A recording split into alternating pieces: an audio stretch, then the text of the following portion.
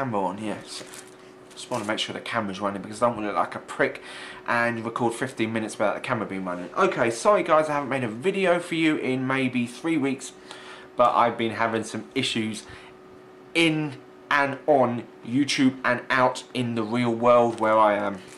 What I'm going to do for you guys today is I'm going to show you some of the movies that I've been watching over the last 24 hours. Now, I know this isn't a specifically entertaining video for a lot of my viewers who like to watch me rant and just rip into certain YouTubers or fucked up celebrities, but I like to bring something different to my channel, yeah? And today I'm going to be bringing you a trio of movies which I enjoy and I'm hoping to bring some light into your life. What the fuck am I talking about? Sorry. It's not religion, it's just movies, okay? So just bear with me and yeah, we'll see how this goes. I'm trying to bring some new shit to my channel, a new direction if you will. So I'm going to talk about some different things from now on. Less of fuckwitted YouTubers and more of maybe some movies. So let's see how this goes. Okay, the first movie I'm going to talk about today. I've got 3 movies that I'm going to be watching over the next 24 hours. I've already watched this one. I watched this one about 4 hours ago. I've seen it before, classic movie. This is The Football Factory. This stars Danny Dyer, Tam Hassan. It's all about football violence. It's fucking brilliant. It's, if you like comedy and you like violence and you like your football and you like it all mixed into one, this is what you get. You get a movie called The Football Factory. This was directed by a guy called Nick Love, great British director, and it stars Danny Dyer on the back there.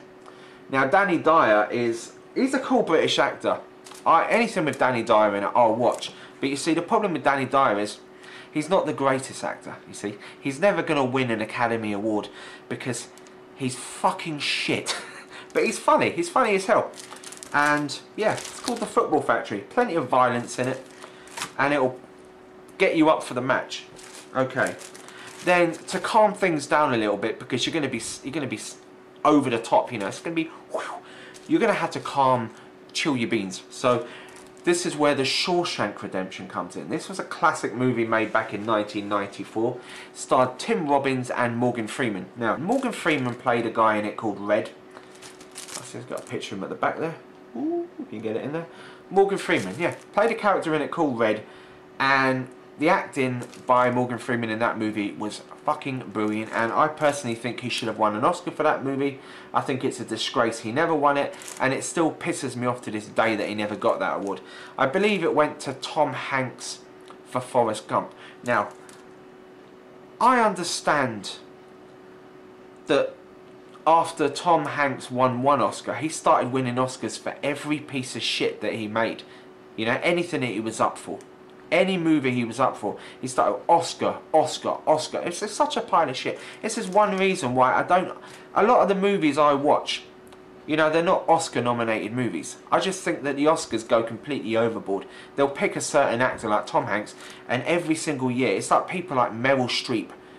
You know, you've got similar people who always seem to go for these Oscar nominated movies, and they just bore the fucking hell out of me. And Morgan Freeman, I mean, the performance he put in this movie, hands down, was one of the best performances I've ever seen him play.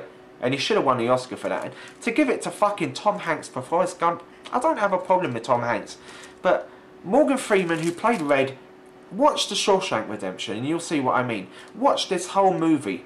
Watch the way you feel at the end of watching this movie. And how it inspires you as a human being. And then watch fucking Tom Hanks and Forrest Gump, and you tell me that Tom Hanks deserved that Oscar. Did in my bollocks. Okay.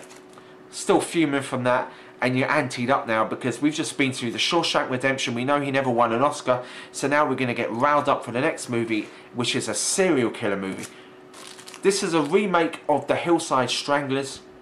This has got C. Thomas. Sorry guys, I couldn't stop cracking up there. I've seen this picture on the back of C. Thomas Howell. C. Thomas Howell was in a movie called The Hitcher back in 1986, where he picked up a hitcher who went by the name of Rutger Hauer. Biggest mistake that little piffle shit ever made, because Rutger Hauer taunted him for the entire fucking movie before ripping an actress called Jennifer Jason Leigh in half. Rutger Hauer is the fucking man. Watch The Hitcher from 1986. But this movie, The Hillside Stranglers, it's a remake. It's got C. Thomas Howell and Nicholas Turturro, where they play the Hillside Stranglers. And this film actually goes in depth. You know, if you ever watched, I like certain serial killer movies, like you know, people like Jeffrey Dahmer, Richard Ramirez, Dennis Nielsen. You know, all the classic serial killers. I'm not a sick individual by any means. These kind of things fascinate me. You know, where people go around chopping people up, sticking them in baths of acid, you know, shit like that. I find that shit completely, it's amazing to watch. You know, I'd never do anything like that personally. Yeah, I'll go with that. I'd never do any of this shit personally, but it's great to see movies like this because it fascinates me. It's amazing to watch. But yeah, this guy, C. Thomas Howell, who was in The Hitcher, I found him brilliant in The Hitcher because he played the part perfectly in The Hitcher, C. Thomas Howell. He played like the vulnerable guy who picked up the Hitcher and got taunted throughout the movie, and he played a bit of a pussy in the film. But all the movies he made after that, he played that Hollywood tried to make him out to be a tough guy, which if you even look at him in there, he's not a tough guy. He's a very puny, weedy looking character. But I started to dislike him a lot after that because they were trying to make him into something he wasn't. But then he came back in this movie, and boy, was this the part for him. He played the slimiest, greasiest character you've ever seen in your fucking life. Right, greasy little bastard, and he played the part perfectly. Watch the remake of The Hillside Stranglers. I'm not sure it was made in 2004.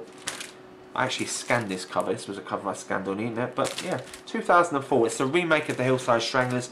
If you like serial killers, oh, you don't have to be a serial killer, but if you like serial killer movies, this is one for you.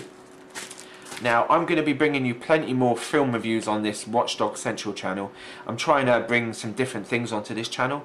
So I'm going to be mixing rants up with film reviews, and I'm going to be doing some, I don't know, some personal videos, which I'm going to be doing a little bit of mixing, which has been inspired by a guy called Musketeering, who's getting me into it a little bit. I'm trying to do a little bit of editing and stuff, but I'm sick of ranting about certain YouTubers, and I really want to do something different and creative for this channel, because let's be honest, everybody's ranting about Craft Nation and Onision, and it's fucking boring the hell out of me, man. And I started this channel off ranting on useless celebrities. I'm going to go back to useless celebrities. I'm going to bring you useless celebrities. Fuck these YouTubers, man. Fuck these flaggers, these flaggots and all these cunts on YouTube. I'm going old school. The next few weeks or the next few months is going to be different, so I hope you enjoy. Thanks for watching, guys. Peace out, bitches.